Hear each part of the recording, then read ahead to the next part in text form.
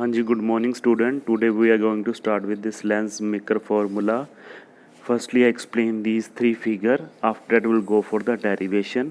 तो होता क्या है, ये हमारा केस है कन्वेक्स लेंस का. कन्वेक्स लेंस की शेप क्या है, A B C D A. अब हमने क्या किया, इस कन्वेक्स लेंस को दो हिस्सों में डिवाइड कर दिया है. फर्स्ट पार्ट क्या है हमारा ए बी सी, और इसके बाद हमने क्या माना है, जो ये सारे के सारा है वो एक स्फेरिकल सरफेस है.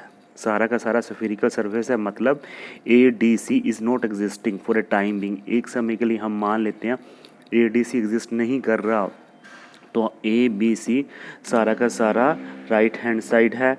तो एक spherical surface A B C, that is in figure B. Similarly हमने क्या माना है, there is another spherical surface that is the A D C. ये पॉइंट ए डी सी, और इसमें हमने क्या माना, A B C spherical surface नहीं है. A B C spherical surface नहीं है, तो हमारा क्या ये है. तो इस कन्वेक्स लेंस को हमने टू पार्ट्स में डिवाइड कर दिया है.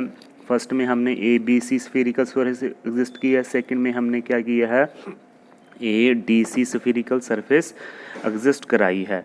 सो इसको समझाने के लिए हमने यहाँ पे एक पॉइंट ऑब्जेक्ट प्लेस किया है.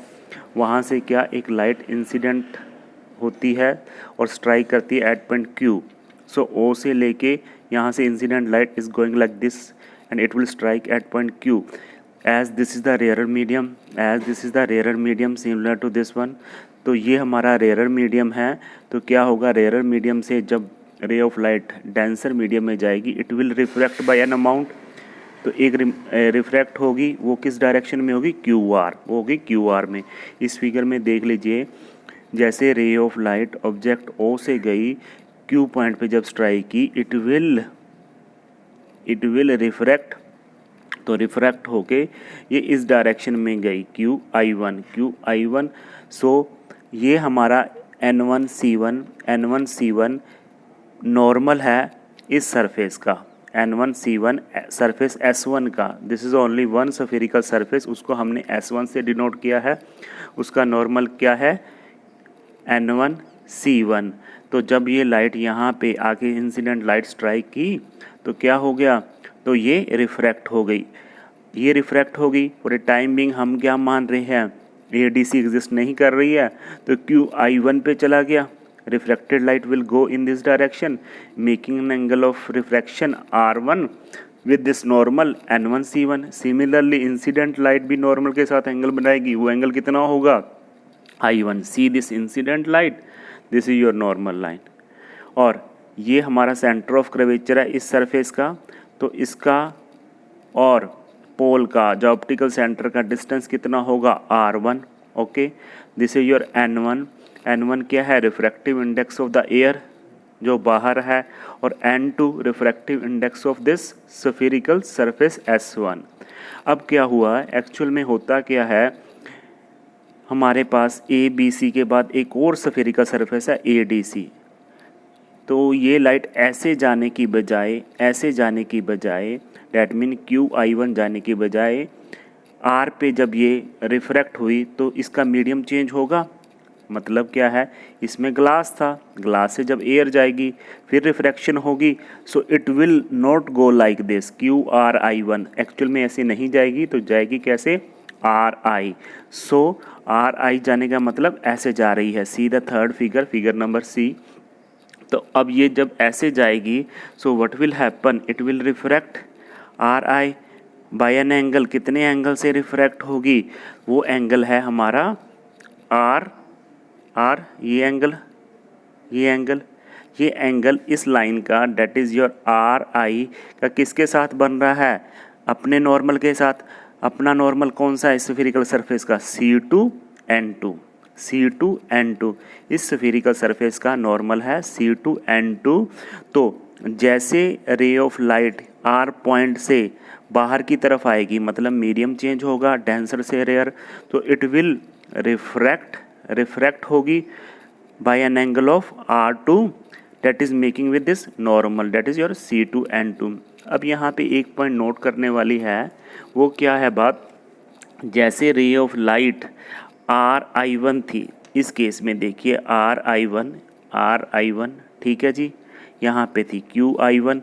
तो हमारा क्या हुआ था, जैसे ये लाइट हमारी क्या होगी, इंसिडेंट लाइट होगी, इंसिडेंट लाइट होगी इस सरफेस के लिए, मतलब ये हमारा क्या है ऑब्जेक्ट, ये क्या है virtual image for the surface 1। This is your actual object, this is your virtual image for this spherical surface 1।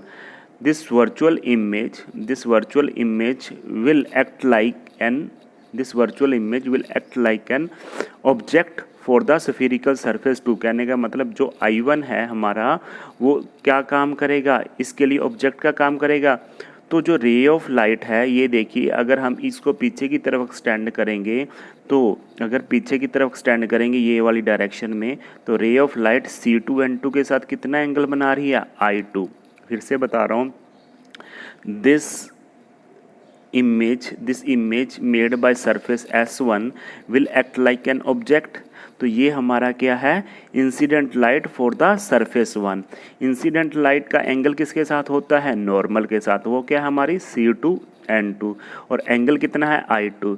जैसे इंसिडेंट लाइट ने I2 एंगल बनाया तो R पे क्या हुई, रिफ्रैक्ट हुई, रिफ्रैक्ट होने से क्या होगा, इट विल डेविएट, तो क्या हो गया आर आई, और इसका एंगल देखिए R2, इसका एंगल R2 किस सरफेस के, किस नॉर्मल के साथ है, C2N2 जो स्फेरिकल सरफेस S2 का है। और हम यहाँ पे देख सकते हैं दिस ऑप्टिकल सेंटर और द पोल से लेके उस सेंटर ऑफ कर्वेचर का कितना डिस्टेंस दे रखा है, R2। ओके, और इसमें और कुछ नहीं है, बस ये फिगर में यही चीज़ है, बस ध्यान रखना है। This convex lens made up of 2 surfaces, one of the surface is S1 and another is the surface S2। तो दोनों से बना है। तो एक्चुअल में इस फिगर में क्या है, यहाँ से O से Q लाइट गई, इस पॉइंट पे रिफ्रैक्ट हुई, रिफ्रैक्ट होने के बाद QR में हो गई चेंज डायरेक्शन में। अब इसके बाद फिर मीडियम चेंज हुआ, this is whole is glass, बाहर एयर है, तो क्या हो गया, it will refract in this direction RI। और यहाँ पे है क्या, जैसे देखिए लाइट O से लेके Q पे इंसिडेंट होती है तो क्या होता है, मतलब मीडियम कहाँ से कहाँ चेंज होता है, रेयरर से डेंसर। अगर मीडियम रेयरर से डेंसर चेंज हो तो हमारी जो इंसिडेंट लाइट है that always move toward the normal. कहने का मतलब इंसिडेंट लाइट जब रेयरर से डेंसर जाती है तो हमारी इंसिडेंट लाइट क्या है, नॉर्मल की तरफ बेंड होती है। देखिए नॉर्मल की तरह N1C1, तो ये लाइट ऐसे जाने की बजाय तो क्या होगी, ऐसे बेंड हो गई, this will bend with this normal. जाना इसको ऐसे चाहिए था, अगर कोई सरफेस ना होती it will go like this, कोई भी कन्वेक्स लेंस ना हो तो बेंड हो गई। मतलब क्या है, इस डायरेक्शन में हुई है, toward the normal, that is your C1N1। अब देखिए दूसरे केस में क्या है, जैसे रे ऑफ लाइट ग्लास में चलेगी Q पॉइंट पे, R से वो बाहर निकलेगी, so it will come out at point R। Medium का कैसे से कैसे चेंज हो जाता है, ग्लास का मीडियम हमारा डेंसर है, एयर का मीडियम रेयरर है। सो अगर लाइट डेंसर से रेयरर में जाए, तो क्या होगा, डेंसर से रेयर में जाने से क्या होता है, रे ऑफ लाइट जो इंसिडेंट होती है, इस केस में इंसिडेंट लाइट QR है, इस केस में QR है, वो क्या होगी, डेंसर से रेयरर में जा रही है तो उससे क्या होगा, it will move away from that normal. अगर ray of light will move from denser to rarer, it will move away from the normal। see in this figure, ये देखिए ये लाइट ऐसे जानी चाहिए थी, ठीक है जी, ऐसे जानी चाहिए थी, एक्चुअल में जा कैसे रही है, ऐसे। तो ये इसका नॉर्मल है C2N2 जानी ऐसे चाहिए थी, जा ऐसे रही है। कहने का मतलब it will move away from this normal, that is C2N2।